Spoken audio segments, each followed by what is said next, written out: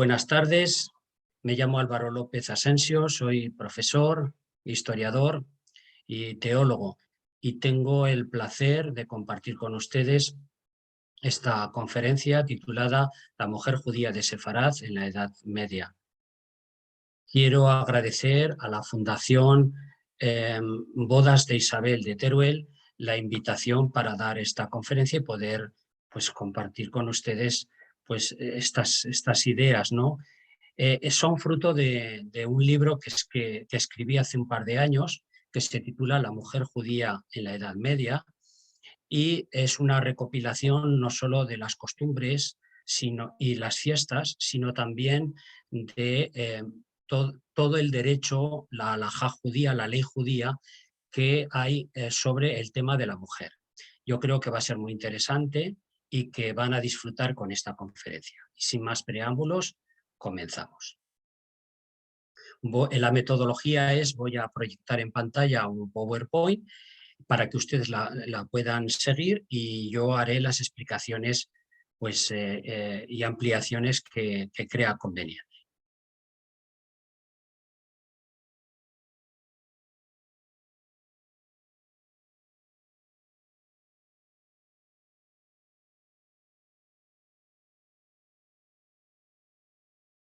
La mujer judía de Séfora. Vamos a ver, en primer lugar, la mujer desde los primeros relatos de la creación, las primeras noticias que se tienen en la Biblia y cómo es vista por Dios en igualdad al varón.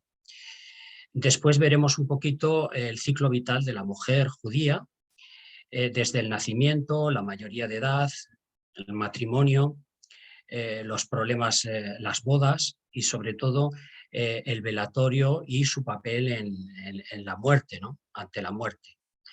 Veremos también un poquito su papel como curanderas dentro de las juderías y dentro también de la sociedad cristiana, su condición social, su papel de educadora y cómo ella también se educaba, las leyes de pureza que prevé la ley judía, un poquito la vida pública de la mujer, qué podía hacer, cómo vestía, qué le estaba prohibido.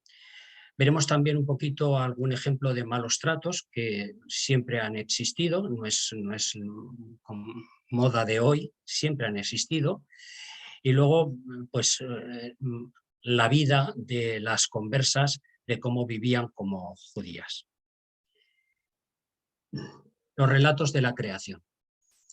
En la Biblia hay dos relatos, ¿no? Está en primer lugar Génesis capítulo 1, versículos 26-28, que dice textualmente, y creó Dios al hombre a su imagen, a imagen de Dios los creó, varón y hembra los creó, y los bendijo Dios, y díjoles Dios, fructificad y multiplicad y dominad la tierra. El siguiente relato también está en el Génesis, pero ya en el capítulo 2, versículos 18-24, que dice textualmente, no es bueno que el hombre esté solo, le haré una ayuda adecuada. De la costilla que el Señor Dios había tomado del hombre, formó una mujer y la trajo al hombre. ¿Qué significan estos dos textos? Aquí vemos claramente que está ausente todo mandato que ejerza el hombre autoridad sobre la mujer. En los dos se ve claramente que para Dios, tanto hombre como mujer son iguales, iguales ante sus ojos, iguales también ante la creación. ¿Y cuál es la tarea que les encomienda a los dos? Pues señorear la tierra, es decir, la creación que él había hecho en el primer relato del Génesis, el primer relato de la Biblia, les dice que dominad la tierra a los dos, ¿no? Y perfeccionarla. Esa es un poco la misión que va a tener el ser humano, las personas, desde la creación. Que esa creación tan maravillosa, ellos tienen el deber y la obligación de perfeccionarla. Tanto el hombre como la mujer son portadores de imagen de Dios. La imagen de Dios no es que sea Dios igual que nosotros, que tenga la misma cabeza, el mismo cuerpo, las mismas extremidades que el ser humano, no. Imagen de Dios significa en la Biblia que estamos hechos con los mismos sentimientos y las mismas emociones. Por eso dialogamos. Ningún ser humano, ningún ser de la creación puede dialogar con Dios excepto el hombre y la mujer, el ser humano, ¿no? Que Dios siempre se manifestó a lo largo de la Biblia, pues con multitud de métodos. Hablaba en sueños, hablaba mediante signos y prodigios, hablaba con voces, y siempre ha dialogado con los hombres y las mujeres, pero nunca con los animales. Por eso, ser imagen de Dios significa ser como Él en cuanto a sentimientos, diálogo, en cuanto a emociones, ¿no? No quiere decir que seamos iguales. Se habla a veces del rostro materno de Dios, que es ese sentimiento materno, ¿no? Las madres parece como que tienen otro sentimiento hacia los hijos que los padres. Los dos quieren mucho a los hijos, ¿no? Pero la madre, por el hecho de haberlas parido, haber parido a los hijos, parece que tiene como un sentimiento maternal más fuerte, más acentuado hacia los hijos, ¿no? Y al hablar del rostro materno de Dios se quiere ver esta figura, ¿no? De que si Dios es masculino o también puede ser femenino, su rostro materno, significa que Él quiere, ama como una madre, más que como un padre, como una madre. Por lo tanto, ante Dios, lo femenino y lo masculino reflejan pues esa imagen de Dios, ¿no? Que repito, no quiere decir que tenga la misma representación. A Jesucristo se le representa como ser humano porque fue humano, fue Dios hecho hombre, y como hombre pues se le puede representar con nuestro mismo semblante. Pero a Dios Padre, al Dios de la creación, nadie lo ha visto. Se ha comunicado con los seres humanos, pero nadie lo ha visto. Y ser imagen de Dios significa ser como Él en cuanto a expresión, comunicación, diálogo, pero no con nuestra misma figura, ¿no? Pese a que en la historia del arte se le ha representado pues como un hombre anciano, con barbas, por ser, pues eso, muy viejo y ser el origen de la creación. Entonces, si el hombre y la mujer ante los ojos de Dios en la creación son iguales y tuvieron los dos la tarea de señorear la tierra, de perfeccionarla, ¿por qué la mujer se ha considerado distinta e inferior al varón durante generaciones y aún hoy en nuestros días, ¿no? A pesar de que pues, la sociedad hoy en día se está mentalizando de que la igualdad entre hombre y mujer pues, tiene que ser una realidad, ¿no? Pero cuesta, y a pesar de que cueste, ¿por qué se ha llegado hasta aquí? Pues los primitivos pueblos más antiguos semitas, que son los pueblos que habitaban en el Medio Oriente, como pues, los hebreos, los asirio-babilónicos, los fenicios, los cananeos. Todos estos pueblos semitas consideraban a la mujer ya inferior al varón. ¿Por qué razón? Porque no tenía fuerza para luchar, para la guerra, para la caza, para el trabajo. Se necesitaba fuerza, el hombre era más fuerte, tenía más músculo. La mujer, al ser, no tener tanta fuerza, pues lógicamente se le asignaba un papel, el papel de la casa y el cuidado de los hijos, ¿no? Era el hogar, su lugar, ¿no? Esto precisamente de no poder luchar y trabajar con la misma fuerza que el hombre, la hizo ante los ojos de los varones más débil, y en las sociedades primitivas pues fue perdiendo esa, esa igualdad que podía tener con respecto al varón. Era inferior porque no era tan fuerte. Y ya en el mundo judío y en los pueblos semitas se consideró también impura. Impura porque tenía la menstruación, lo vemos en el libro de Levítico capítulo 18 versículos 19, y por el parto. Lo veremos más adelante. ¿Por qué la menstruación y el parto? ¿No? El hecho de sangrar en la menstruación y en el parto la hacía impura y por lo tanto inferior al hombre. Los judíos, además, a lo largo de la historia y desde los tiempos bíblicos, la han considerado como la causante del sufrimiento por haber introducido el pecado en el mundo. El relato de Adán y Eva lo tenemos en el libro del Génesis, capítulo 3, versículos 1 y siguientes. Y vemos cómo Eva, engañada por la serpiente, el demonio, hace que Adán peque y coma de ese fruto, ¿no? Que es del fruto de la sabiduría el fruto del bien y del mal. Y eso quería significar que querían ser como Dios, tener la misma sabiduría, el mismo poder que Dios, y eso no podía ser. Entonces, por eso fueron castigados, separados del Edén, según nos dice el relato bíblico, y condenados a sufrir y sobre todo a la muerte, a morir. Esto, lógicamente, todas estas causas, pues desde la antigüedad hicieron que la mujer estuviera en un segundo plano y que el hombre fuera tomando más protagonismo social y también dentro del seno del hogar. En estos momentos, pues la mujer medieval, que es un poco el objeto de nuestro estudio y de nuestra presentación, pues necesita una doble redención, tanto en la Edad Media como hoy, porque a lo largo de estos siglos ha tenido esta visión, ¿no?, de pasar a un segundo plano. Es la redención del pecado, ella no fue la causante del pecado, eso es un relato, es un mito, y la privación de sus derechos igualitarios que durante siglos pues lógicamente no ha sido igual al varón, ¿no? Y la tradición judio-cristiana ha infravalorado también esa condición social y personal de la mujer por todas estas causas. Aquí vemos una imagen de la Agadá de Sarajevo. La Agadá es el libro que utilizan los judíos para leer en la noche de Pascua toda la historia de salvación, ¿no? Cómo Moisés sacó al pueblo de Egipto y entonces se lee. El más pequeño de la cena le pregunta al más mayor, ¿y qué celebramos esta noche de Pascua? Y entonces se lee el Ágada. Fuimos liberados de la esclavitud de Egipto y si fuimos un pueblo libres, gracias al Señor. Eso es la Ágada. Y estos libros del Ágada, estos textos, están miniados, están pintados y hay pinturas preciosas. En esta podemos contemplar una sinagoga al fondo, vemos el armario de la Torá, el libro sagrado, encima de un altar y una familia saliendo de la sinagoga. Está el marido, los hijos y las mujeres, pues lógicamente detrás, como si estuvieran en un segundo plano. Es un poco esa visión que ha tenido pues el mundo judío-cristiano. La mujer judía de Sefarad, vamos a ver el ciclo vital, ¿no? Empezamos con el nacimiento. En la Edad Media, cuando nacía una niña, se hacía la ceremonia de las fadas a los 8 días de nacer. Al varón, ¿qué se le hacía? La circuncisión. Y a la niña, pues se la lavaba con agua y el padre la levantaba en brazos para bendecirla y le imponía el nombre. En cambio al varón, pues al día siguiente se le llevaba a la sinagoga donde se le practicaba la circuncisión y con eso formaba parte ya del pueblo judío.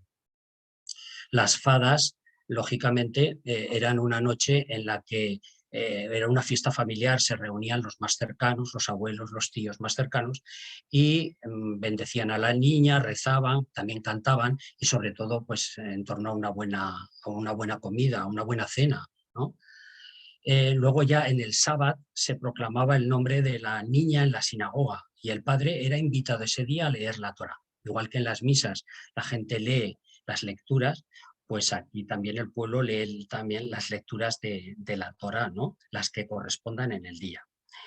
Estudios que yo he realizado sobre genealogía judía en Aragón, he llegado a la conclusión de que los matrimonios los matrimonios judíos solían tener entre 3 y 4 hijos, hijas, 3 o 4. Había matrimonios que menos, otros que más, pero la media son 3 o 4 hijos. Y solían vivir los judíos entre 38 y 43 años, ¿vale? Solo el 2% de la población superaba los 60 años.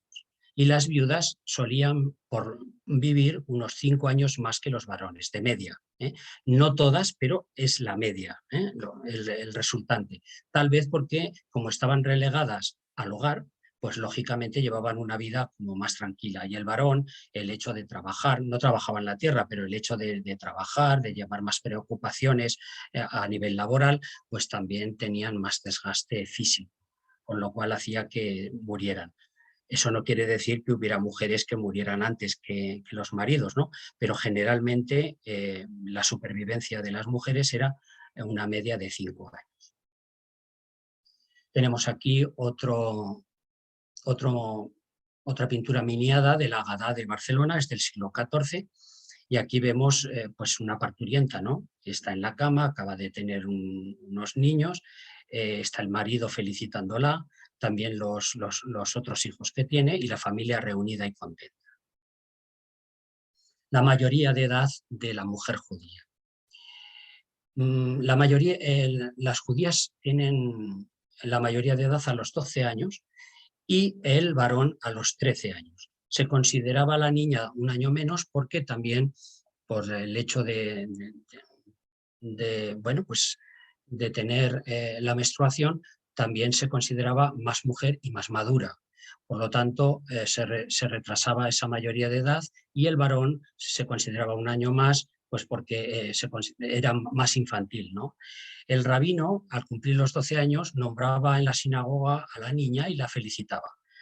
Las mujeres están en un matroneo, que es una especie de coro, en una iglesia, pues un coro, y estaban allí, la nombraba. Fulanita, has cumplido los 12 años esta semana. Bueno, pues te felicitamos. Le aplaudían y luego la familia iba, pues lógicamente, a festejarla, ¿no? La ley judía protegía a las menores muchísimo, muchísimo, y las tenía en consideración. Un ejemplo. En 1455, un árbitro, generalmente para evitar los juicios, era muy frecuente en la Edad Media los arbitrajes.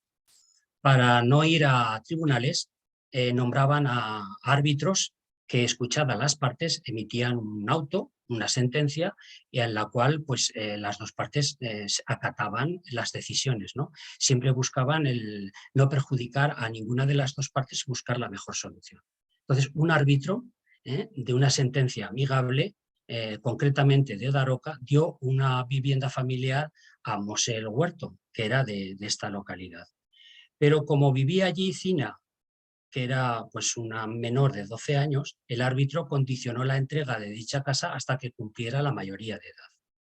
El texto literal lo vemos aquí también y dice que Ítem pronunció, sentenció y mandó que por el poder a mí dado por las dichas partes, que la dicha cina, apres que sea mayor de edad de 12 años, dirá que no les face, es decir, que no entregarán la casa hasta que no cumplan la mayoría de edad, porque la niña tiene que estar bajo un techo y protegida en el seno de una familia, de un hogar y también de una vivienda, de una casa.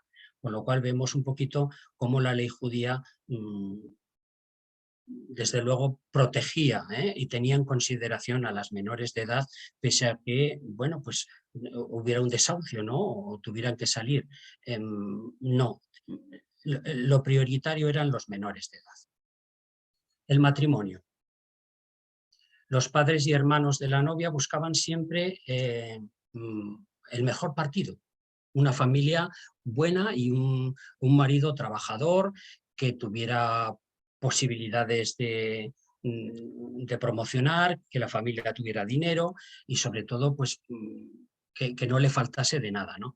Las muchachas tenían que obedecer la decisión del padre y de los hermanos del novio que les buscase. Ellas también podían opinar, pues no me gusta o me gusta, pero siempre la última palabra la tenía el padre y los hermanos, y la mujer tenía que acatar pese a que no le gustara, ¿no? Este fue el caso de una judía de Jaca. Los dirigentes aljamiales eh, preguntaron a un sabio rabino, Isaac Seseperfet, sobre el caso de una mujer que hizo voto o promesa de contraer matrimonio con el hombre que le buscara su hermano y su padre. Ella se sometió al veredicto del padre y de la madre con buen criterio. Ellos me buscarán el mejor partido. Al poco tiempo se comprometió con el judío propuesto por ellos. Se comprometió. Pero la novia dijo públicamente que aunque le placía, que le gustaba, en privado, luego a su padre, a su hermano, reconoció ciertos reparos al matrimonio y a ese novio, y surgiendo la polémica acerca de la validez del voto. Entonces, por eso preguntaron al sabio rabino. Ella se comprometió, le hemos buscado, podemos levantar el voto, a ella no le parece que no, no sabemos la respuesta del sabio rabino, pero lógicamente todo indica que se tuvo que someter a los veredictos de los varones de la familia, que era lo que se estilaba y era lo tradicional. En cuestión de matrimonio había dos momentos. Estaban los desposorios y estaba la boda. Los desposorios en hebreo es Kiddushim y la boda es Nisuim, ¿no? Los desposorios, una vez que la familia de ella le habían buscado un novio, un pretendiente, pues lógicamente se reunían las familias en casa del novio y se redactaba un documento o contrato matrimonial llamado Ketubá. Allí se detallaba la dote que la novia daba al novio, es decir, la familia de la novia daba al novio para que el novio administrase ese dinero y lo invirtiese siempre para beneficio de la novia, ¿no? Luego hablaremos más sobre el tema de la dote. Y también se fijaban las obligaciones del esposo, pues se comprometía a un buen sustento, a administrar la dote, a cuidarla, a no agredirla, en fin, una serie de condiciones que la familia de la novia exigía al futuro esposo, lógicamente pues para salvaguardar los intereses de la novia, ya que le daban la dote, le daban una cantidad de dinero. A partir de ese momento empezaba el noviazgo oficial y solía durar aproximadamente un año. No vivían juntos, cada uno vivía en su casa, podían ir juntos por la calle, podían entrar en casa, pero no vivir juntos, ni tampoco yacer juntos. El ejemplo más notable y más notorio lo encontramos en la Biblia, ¿no? María estaba desposada con José, no estaba casada, estaba desposada. María vivía en su casa, José en el suyo, pero se habían comprometido, eran novios oficiales. Y nos dice la Biblia que se le apareció el arcángel San Gabriel y le dijo: vas a tener un hijo por obra del Espíritu Santo. Y ella quedó embarazada, aceptó la situación, pero claro, era una situación muy comprometida, porque la ley judía dice que si se queda embarazada en el periodo de desposorios, pues lógicamente se supone que no tenía que mantener relaciones, había sido infiel ya al novio y lógicamente la ley decía que tenía que morir apedreada, lapidada. Entonces era una situación muy incómoda y muy comprometida para María. Y nos dice, para solucionar este tema legal, nos dice el Nuevo Testamento que se le apareció el ángel a José y le dijo que el fruto de su vientre pues iban a nacer Jesús y que era obra de Dios. Entonces él aceptó esa situación y aceptó a ese niño como suyo, ¿vale? Con el escándalo que eso suponía, porque no podían yacer juntos, pero era uno de los males y evitaba que María, lógicamente, muriese lapidada. Al año aproximadamente se celebraba la boda. El enlace siempre se hacía también en casa del novio con un banquete y una fiesta. Podía hacerse con poderes, es decir, si vivían lejos, vivían en diferentes lugares, la novia o el novio notarialmente hacían un poder y esa persona se trasladaba al lugar de la boda y se casaba por poderes. Después de la fiesta, pues lógicamente la familia acompañaba a los novios a la alcoba, donde esperaban la consumación del matrimonio. Y el novio tenía que salir fuera para enseñar un paño de la sangre de la virginidad de la novia, ¿no? Porque era muy importante para ellos. Los padres habían educado a las mujeres en la ley de pureza y sobre todo en el respeto a la virginidad para ofrecérsela al novio. Era la mentalidad medieval y la mentalidad sobre todo judía. Y claro, pues esto lógicamente satisfacía a la familia del novio que la novia pues fuera virgen, ¿no?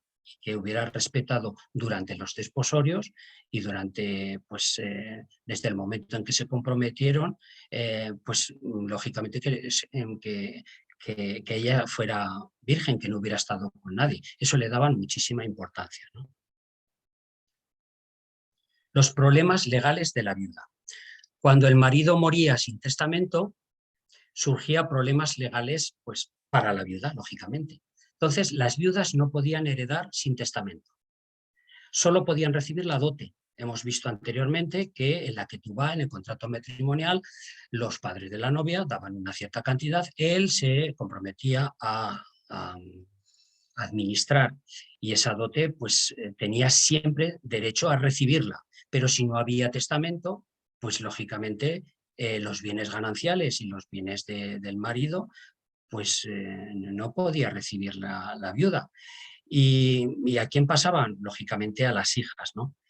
¿Qué pasaba si moría la madre antes que el esposo? Al contrario, pues las hijas se repartían la dote matrimonial. Cuando muriera el padre, pues lógicamente heredarían los bienes gananciales del matrimonio de sus padres y los bienes de la familia, ¿no? Pero si moría la madre antes, las hijas sí que tenían derecho a recibir esa dote matrimonial. Aquí tenemos una representación de la Agadá de Sarajevo del siglo XIV de la Pascua judía, ¿vale? Es una familia. Está el padre, la madre, los hijos y el padre está bendiciendo el masot o pan ácimo, pan sin levadura que se come durante la cena de Pascua y durante 7 días que dura la festividad de la Pascua, donde esos 7 días no se puede comer ninguna repostería ni nada hecho con harina que lleve fermento o que lleve levadura. Tiene que ser todo sin levadura. El levirato, 4 supuestos. ¿Qué es el levirato? El levirato había 4 supuestos. El cuñado, la ley dice en Deuteronomio, la Torá y la ley judía dice, concretamente la Torá en Deuteronomio capítulo 25, versículos de 5 a 10, que cuando en un matrimonio el marido muere joven y no ha dado descendencia a la mujer, será el cuñado, Leví, Levir, significa cuñado en hebreo, será quien le dé descendencia para perpetuar su nombre. Será quien le dé descendencia. Por lo tanto, en la Edad Media, en la documentación notarial y de procesos de inquisición, encontramos 4 supuestos. El cuñado se podía casar con la cuñada viuda si era soltero. El cuñado le daba solo descendencia si estaba casado. Por lo tanto, no vivían juntos, pero tenía el derecho levirático, le daba la potestad de poder acostarse con su cuñada para perpetuar el nombre, el apellido de su hermano muerto y poder darle descendencia y que esa descendencia, lógicamente, cuidara de ella como viuda y cuando fuera mayor. Luego la viuda solicitaba el repudio del cuñado casado, podía solicitar y decir, mira, tú estás casado o tú eres soltero y no me gustas o vives fuera, y entonces dame una carta de repudio, que lo veremos luego, una carta de repudio diciendo que renuncias a tu derecho de levirato y así yo puedo casarme con una persona nueva, ¿no? Y formar un nuevo hogar y una nueva familia. Y cuarto supuesto, la renuncia del cuñado judío o converso, porque también si ese se había convertido al cristianismo, según la ley judía, tenía derecho a dar descendencia a su cuñada judía. Por lo tanto, también el cuñado, motu propio, podía decir, yo estoy casado y lógicamente no quiero darte a ti descendencia, renuncio, ¿vale? Esta ceremonia pues es la ceremonia del zapato y consistía en lanzarle un zapato, darle un zapatazo la viuda judía por no tener consideración en darle descendencia. Un ejemplo claro lo encontramos también en Jaca. Hay un rabino que se llama Samuel Almosnino, que preguntó a otro sabio rabino sobre un caso muy concreto, que un judío que tuvo 3 hijos. Antes de fallecer, les dejó sus bienes en herencia a los 3, repartió sus bienes. El primogénito se casó, pero falleció sin hijos, por lo que el cuñado, el segundo, más mayor, y que vivía, cumplió con el voto del levirato y se casó con ella, pero no le dio tiempo tampoco a darle descendencia. Murió enseguida, muy pronto. Y entonces el tercero debía ser más joven o habría muerto. Entonces la viuda, por el derecho judío, reclamó la parte de la herencia de su primer marido y el tercio de la herencia de su segundo. Y lógicamente se pudo casar con otra persona diferente a esa familia o a ese linaje. El divorcio o disolución matrimonial. Desde los tiempos bíblicos, el pueblo judío tenía la institución familiar del divorcio. En la Edad Media el cristianismo no.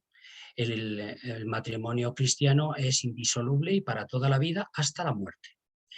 En cambio, ya lo encontramos en la época bíblica y también en la Edad Media, en las juderías los judíos se podían divorciar. Era una novedad. Y vemos que en Sefarat y en Aragón la mujer podía pedir el divorcio por impotencia del marido, por malos tratos y no administrar bien la dote matrimonial. Lo tenemos en las prescripciones rabínicas del Talmud. También el marido podía solicitar divorcio si veía algo raro, algo torpe en la mujer o no le daba descendencia. Pero la mujer también podía solicitar ese divorcio. En el caso de ser concedida a la mujer el divorcio, los rabinos forzaban al marido a hacer el acta de repudio conyugal llamado get. Y entonces se reunían y decían: yo, fulanito de tal, ante un rabino que certificaba lógicamente esa liberación, ¿no? Renuncio al matrimonio y le doy carta de libertad para que se pueda casar con otra persona. Sin esta carta de repudio, lógicamente ella no podía iniciar un nuevo matrimonio ni podía casarse. Y es muy importante, el marido aprovechaba la decisión de la mujer para no pagarle la dote matrimonial, la que tuvo, es decir, le hacía chantaje, es decir, bueno, mira, yo quiero divorciarme de ti, porque, no sé, por las razones que sea, tu genio, o que administras mal la casa, o que no educas bien a los hijos, por la razón que sea. Pero si quieres la carta de repudio para poder casarte otra vez, pues dame la dote. Mi obligación es dártela por ley, pero si tú me la das, pues lógicamente te firmo ahora mismo, ¿no? Esto era muy frecuente, hoy lo vemos también, ¿no? Se hacen este tipo de chantajes y en muchas situaciones, ¿no? Y en negocios y incluso en separaciones, ¿no? Y la ley judía obligaba a esperar 3 meses a la mujer a casarse de nuevo, una vez conseguido el repudio, a casarse de nuevo, no cosa estuviera embarazada. Esto era muy importante y en la carta de repudio, en el get, se especificaba siempre que yo te firmo a fecha de hoy, pero tendrás que esperar 3 meses, porque si tú estás embarazada de mí, pues lógicamente las cosas habría que plantearlas de otra manera, ¿no? Entonces, eso, después del divorcio, de la fecha del divorcio, del día de la fecha del divorcio, ella tenía que esperar 3 meses para comprobar que lógicamente no estaba embarazada de su anterior marido, ni que se quedara embarazada de un nuevo marido, que también podría surgir la duda, ¿no? Y si el marido se hacía cristiano, es decir, era converso, se bautizaba, el judío converso, pues entonces la mujer podía quedarse con la dote matrimonial y casarse con otro judío. Era nulo, el matrimonio judío era nulo, no valía para nada, se había hecho cristiano, por lo tanto estaba roto a nivel legal, era nulo de pleno derecho. Y al ser nulo, pues lógicamente ya podía retomar la dote matrimonial y casarse con otro judío. O también ella se podía convertir al cristianismo para vivir con su marido converso, que también podría ser: yo estoy muy enamorada, te quiero, te has bautizado, pues lógicamente yo sigo tus pasos y también me bautizo. También la mujer judía podía convertirse e iniciar una nueva vida con otro cónyuge cristiano, porque a efectos canónicos de la Iglesia eran solteros, estaban casados según la ley judía y las costumbres judías, pero no en la nueva vida cristiana y canónicamente. Por lo tanto, los dos convertidos eran solteros. Si querían casarse, tenían que ir al altar. ¿eh? Eran en matrimonio con el rito cristiano, con la ceremonia judía, perdón, y ahora pues tenían que casarse pues con el matrimonio cristiano canónico, ¿no? Y aquí pues ella podía también enamorarse de un cristiano o de otro converso y casarse con otra persona. La mujer ante la muerte. El papel de la mujer cuando moría alguien de la casa, pues era preparar todo, ¿no? Vestir al difunto, limpiar la casa porque venían gente al velatorio. Y esto era preparar el planto. En la documentación medieval vemos que el planto era todo el velatorio, ¿no? Todo, preparar toda la casa, limpiar toda la casa y poner al difunto en un ataúd y recibir a toda la gente. Pero aparte de eso, de ser la anfitriona del velatorio del planto, derramaba el agua de los cántaros de las tinajas. Esta costumbre viene de que en la Biblia se dice que el ángel, cuando muere alguien, viene el ángel exterminador de Dios y rompe con su espada los hilos de la vida. Y entonces lo que hace es limpiar en los recipientes con agua de la casa la espada. Por eso, nada más morir un judío o judía, lo que hacían era derramar ese agua que guardaban en los cántaros, en las tinajas, porque el ángel exterminador había limpiado la espada de la muerte en esos recipientes. Ventilaba la casa del difunto para que el alma se marchara, cerrándolas para que no pudiera volver su alma. Tapaban o volvían hacia la pared todos los espejos para que el alma no quedase atrapada en su reflejo. Tiraba los zapatos y los sombreros y demás ropas del fallecido, porque podían atraer su alma de nuevo ante esos objetos tan valorados por él, ¿no? Encendía las luces de la habitación del fallecido durante 9 días, ponían velas y candiles, porque se creía que volvía cada noche a la casa. Y luego pues daban aceite, óleo a las sinagogas para el alma del difunto. Durante los primeros 7 días, la primera semana, después al mes y después al aniversario, al año. Se solían encender luces por el alma de los difuntos en las sinagogas. Las curanderas judías. La Tanaj o Biblia hebrea prohíbe la magia y la hechicería expresamente. Lo vemos en el libro del Levítico, capítulo 20, versículos 1 y 17. Pero a pesar de esta prohibición expresa de la Biblia hebrea, se documentan que las judías pues eran curanderas y eran hechiceras. Hacían limpiezas para eliminar el mal de ojo, proteger de la mala suerte, sanar a personas y animales con oraciones religiosas y métodos naturales a base de alimentos, cataplasmas, sangrías. En los procesos de inquisición que he tenido la oportunidad de estudiar, se ven muchos ejemplos, incluso de cristianas y cristianos que van a judías para que les hagan trabajos, ¿no?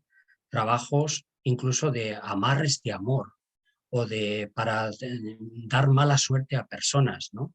Y ellas se prestaban a esto por dinero, lógicamente. La Inquisición no podía tocarlas, no podía perseguirlas porque no eran cristianas. La Inquisición solo podía juzgar, detener y juzgar a quien era cristiano. Ellas no eran, al no ser cristianas, eran judías, por lo tanto estaban exentas de la mirada y del ojo de la Inquisición. Por lo tanto, tenían cierta libertad para hacer estas prácticas, pese a que en la Tanaj o la Biblia hebrea se les prohibía. 2 ejemplos, por ejemplo.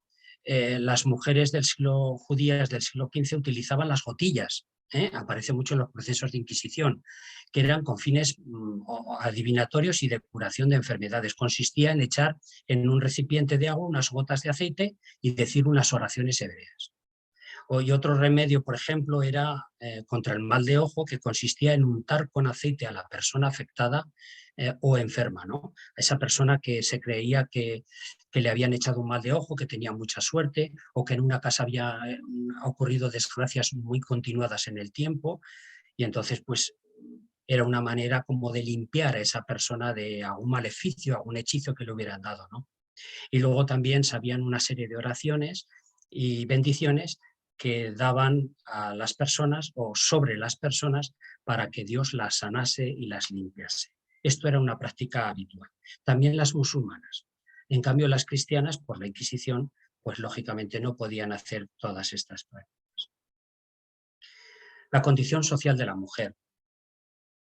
La mujer judía de Sefarad y concretamente también de Aragón era diferente al varón. ¿Por qué? Pues hemos visto al principio, ¿no? Ya hemos visto que el varón era más fuerte, el trabajo, la mujer desempeñaba mejor el papel en el hogar, pues también por Adán y Eva, ¿no? Por haber introducido el pecado en el mundo, pues por estas razones, ¿no? Por el pecado de Adán y Eva, por estar impura en la menstruación y en el parto, por el hecho de derramar sangre, el cuerpo, y lógicamente pues se consideró inferior al varón durante generaciones y especialmente en la Edad Media y hasta hace poco tiempo, ¿no? ¿Cuál era esa condición? La soltera estaba sometida a la autoridad del padre, siempre. Lo hemos visto en el matrimonio. Deciden la persona con la que se tiene que casar. Cuenta su opinión, pero la última palabra la tiene el padre. La casada, sometida a la del marido. No pueden hacer nada. Si el marido quiere darle algún poder porque se va pues a mercadear o a hacer negocios y necesita pues, tomar decisiones en torno a la casa o a los negocios que tiene la familia, le hacía un poder y le autorizaba. Pero siempre, siempre el marido tiene la última palabra y es quien en definitiva manda en el hogar y en todo, ¿no? Toma las decisiones. Y la viuda es la única que tenía autonomía para administrar y decidir sobre el patrimonio familiar. Ya no está sometida ni al padre, no está sometida al marido y por lo tanto ella puede tomar decisiones para su sustento y el de sus hijos, si son menores de edad. Por lo tanto, la viuda era, en definitiva, la que podía ya tener más, como más poder de acción, ¿no? Las solteras y las casadas como que estaban muy doblegadas a las decisiones de los varones. La mujer judía no tuvo mucho protagonismo social y familiar, ¿eh? Aunque su opinión era tenida en cuenta, la decisión última pues era lógicamente del varón. Aquí vemos a unas mujeres judías en la Agadá de Sarajevo del siglo XIV que están de fiesta, posiblemente en una boda. La educación de la mujer. La mujer no podía ir a la escuela, sí el varón. Era obligatorio en las juderías que el varón fuera a la escuela primaria para leer, escribir y aprender las ciencias y la sabiduría básica como matemáticas, gramática, oraciones hebreas, escribir en hebraico, es decir, lengua habitual de cada región, pero con caracteres hebreos, ¿no? La escritura hebrea. Y la mujer, lógicamente, no podía ir a la escuela. Sí que desde niña era preparada para ser una perfecta esposa, madre, y los rabinos sí que las preparaban pues para hilar, tejer, coser, cocinar, las madres y también los rabinos en lo concerniente a la pureza, a las leyes de pureza que veremos a continuación. Entre ellas la menstruación, las relaciones sexuales, el parto, los baños rituales, la luz de las velas, entre otras cosas, ¿no? Entonces se la preparaba para ser una buena esposa, para criar a los hijos, para atender al marido y para todo lo concerniente a su higiene y a la pureza legal, ¿no? Que la ley judía establece para las mujeres. La tarea educadora de los hijos competía más a la madre que al padre. Más a la madre que al padre, aún hoy en día también. Se considera judío o judía aquel que es educado por madre judía. En cambio, no se considera judío o judía quien no es educado por madre judía. Me explicaré. Ejemplos. Un judío se puede casar con una no judía.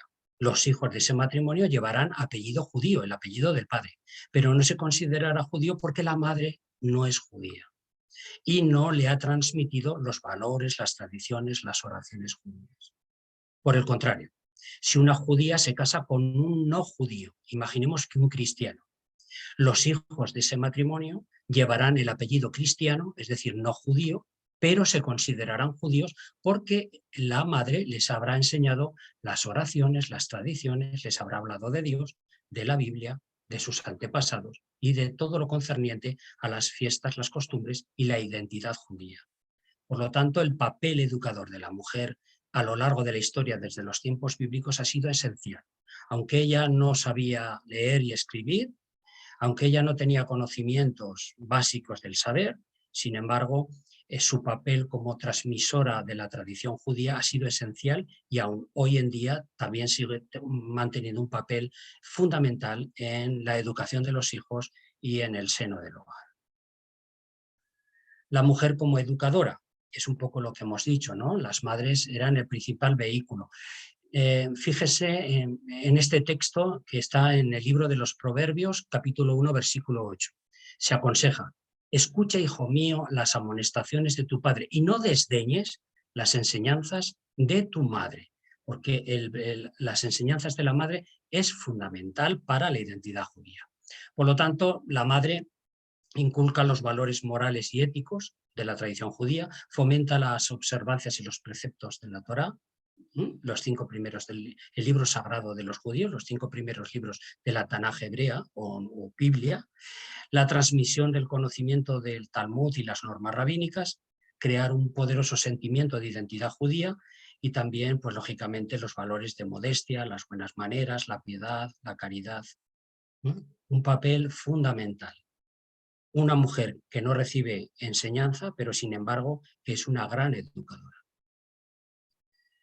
Aquí vemos en la Agadá de Barcelona del siglo XIV esta bonita estampa en la que se ve realmente el papel de la mujer, ¿no? Cómo está trabajando en las faenas del hogar, el marido pues está jugando con los hijos, vemos a la niña también que está limpiando y el marido pues lógicamente pues en casa pues está a cuerpo de rey, ¿no?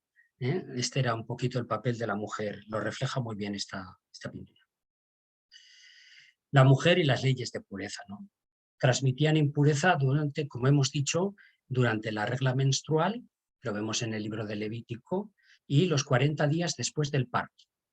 El varón no podía tocarla y mantener relaciones sexuales.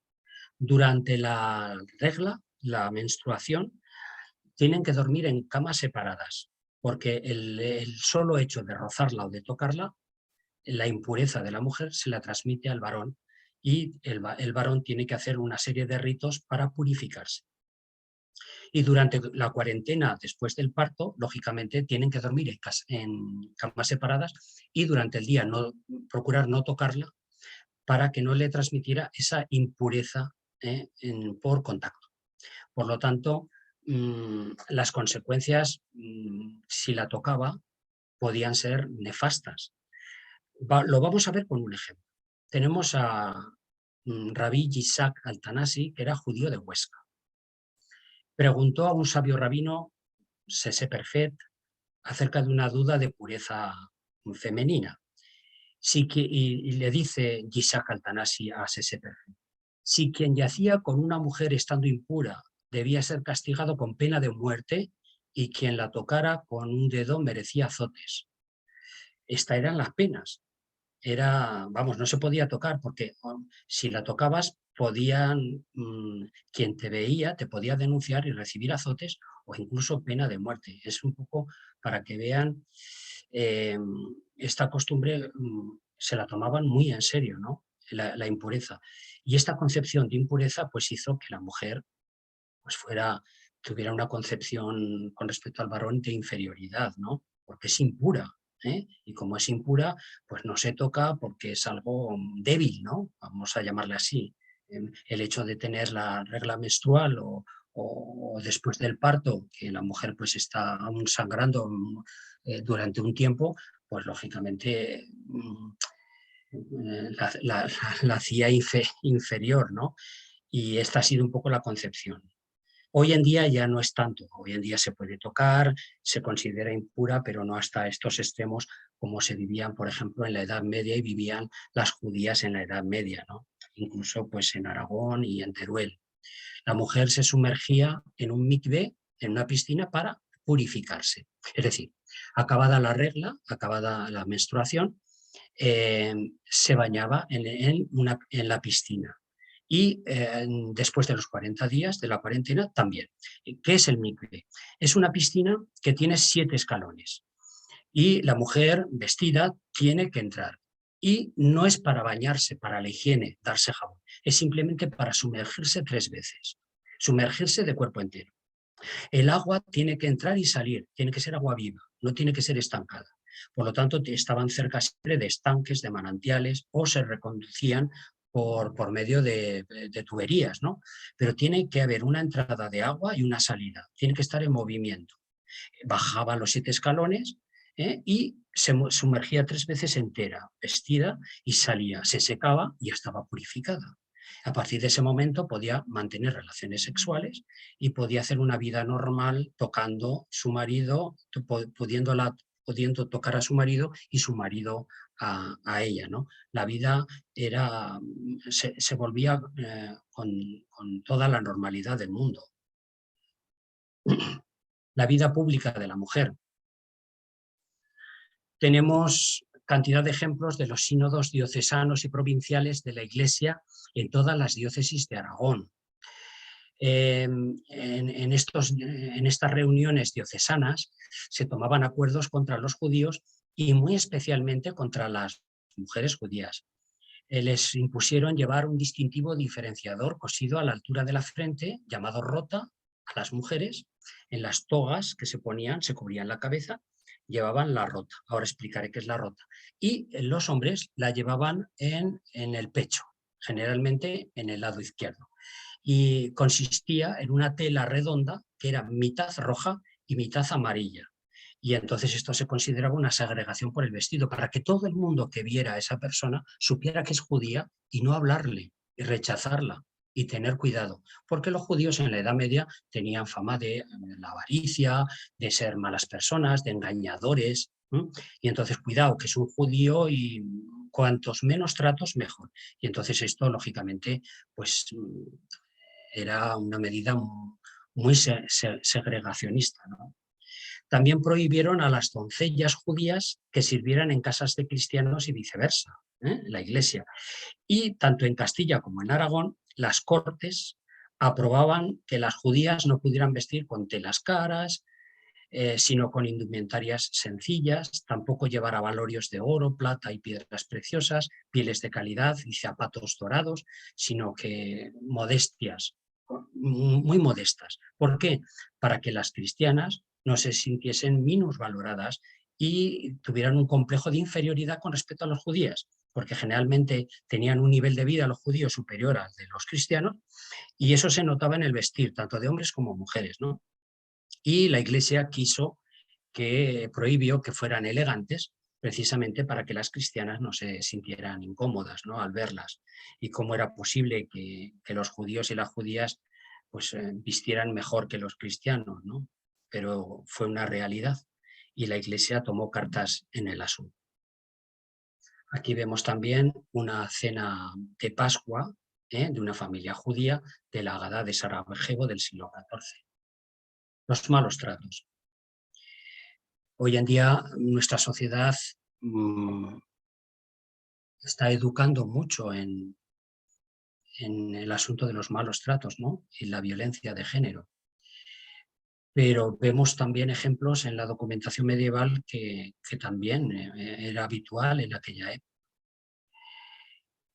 Según la ley judía, las heridas y golpes que el varón infligía a la mujer, que hacía a la mujer, pues no tenían pena de cárcel. Hoy en día es muy diferente, ¿no? Incluso hay hasta separación judicial, ¿no? Y ningún tipo de cárcel ni de penas. En aquella mentalidad y en la ley judía, pegar a la mujer tenía como finalidad la corrección y la enmienda. Cuidado, corrección y enmienda, no castigo. Esta misma mentalidad está en la sociedad cristiana. No pensemos que solo era la judía. También los cristianos pegaban a las mujeres con naturalidad y con normalidad, y era para corregirlas y para enmendar pues, errores que verbalmente o de acción hubieran cometido, ¿no? Esto era habitual en aquella sociedad. Lo que no es habitual es ahora, con la educación que hay y sobre todo pues, con lo que ha avanzado nuestra sociedad. Tenemos un ejemplo. En el año 1445, Ismael Ben Abed era un judío de Calatayud. Fue detenido y encerrado por pegar a su mujer al Jofar. ¿Qué sucedió aquí? Pues el hermano de Ismael, el hermano del supuesto agresor, llamado Judá, habló con su cuñada al Jofar delante de un notario. Su hermano estaba ya en la cárcel, ella le había denunciado y le pidió que le mostrase las heridas. Oye, mira, has denunciado a mi hermano, enséñame las heridas por las cuales dices tú que te ha pegado y que le han metido a la cárcel. y además, como soy cirujano, te las quiero curar. Pero ella contestó que solo le había dado un golpe en la cabeza. Y entonces Judá, el hermano, dijo, a ver, mi hermano está en la cárcel por una agresión leve sin heridas de sangre y que tú has denunciado por agresión grave. Esto no me cuadra. Nuestra ley judía dice que por agresión grave sí que va a la cárcel, pero por golpes no, no hay penas. Y tú has mentido al tribunal. Entonces le rogó que retirase la denuncia, pues había hecho su marido, el hermano de él, obras de marido, es decir, cosas de marido. Es decir, que estaba permitido el pegarla mientras no fuera una agresión pues sangrante, vamos a llamarla así, ¿no? Y lógicamente es muy probable que ante esta evidencia pues el hermano saliera porque realmente la agresión fue leve y no se tipificaba como grave con heridas de sangre. Las conversas viven como judías. Vemos que, bueno, pues judíos y judías se convierten, pero siguen viviendo y manteniendo lazos afectivos y económicos con sus parientes y amigos judíos. Celebran en sus casas ya cristianas, en sus hogares cristianos, las fiestas judías, guisan como los judíos, observan los ayunos hebreos y rezan también las oraciones en hebraico que aprendieron de sus madres. Guardaban también la dietética judía y enviaban óleo a la sinagoga por sus difuntos y también por sus cosas, ¿no? La Inquisición, lógicamente, las acusó de judaizar, de llevar una vida no cristiana, sino judía. Y si la llevaban cristiana, era insincera. Es decir, iban pues para que las vieran, pero luego en la intimidad del hogar seguían viviendo y celebrando las tradiciones, ritos y ceremonias judías. En resumen, la mujer de Sefaraz estaba sometida a las decisiones del marido y relegada de todo protagonismo social, legal y religioso con respecto al varón. Esto hizo que su actividad se centrara en el hogar y en la familia. Atendían también, aparte del hogar, atendían también a la familia y colaboraban en los talleres artesanales y negocios familiares, sin cargos de responsabilidad alguna en los negocios. Era el marido quien tomaba las decisiones, pero ayudaba. Y si tenían, por ejemplo, un telar textil o hacían una sastrería o artesanos del zapato, ayudaban, aparte de hacer las labores de la casa, ayudaban también en el taller a coser y a lo que hiciera falta, aparte de educar a los hijos. Esto lo hemos visto hasta hace pocos años de nuestras madres y nuestras abuelas, ¿no? Que atendían las faenas de las casas y aún encima ayudaban en el campo y en todo lo que hiciera falta. Fue la mujer judía la principal educadora de sus hijos y la transmisora de la tradición y los principios del judaísmo.